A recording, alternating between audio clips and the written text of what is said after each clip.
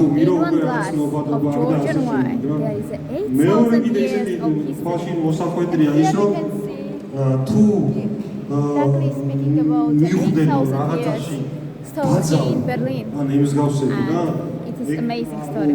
თავიდან მისია ჰქონდა, რაც შეიძლება მეტ ადამიანს შევაყვაროთ და გავასინჯოთ და შევაყვაროთ კარგი ქართული ღვინო.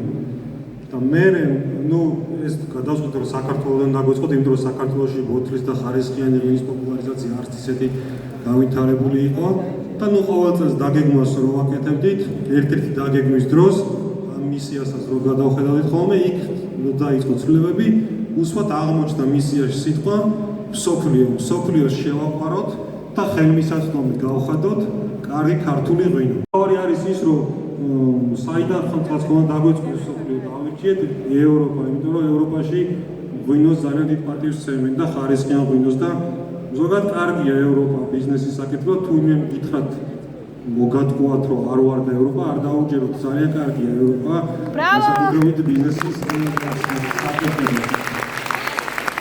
მანდა ის კიდე ერთადეთ აი ეს წინაღობები retail-ში ახლა სხვა ბიზნესში. რაში გამოიხატება ეს? ძალიან საინტერესოა სხვათა შორის.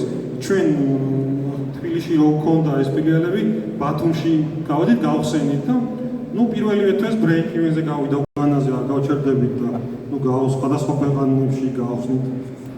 როგორც retail-ს, ასევე განავითარეთ ძალიან online გაყიდვას და ევროპის გარდა დასავლეთ და აღმოსავლეთითაც დიდი შესაძლებლობებია, თვითონ იაპონია, კორეა და რა არ ვფერხოთ კიდე ამერიკაზე.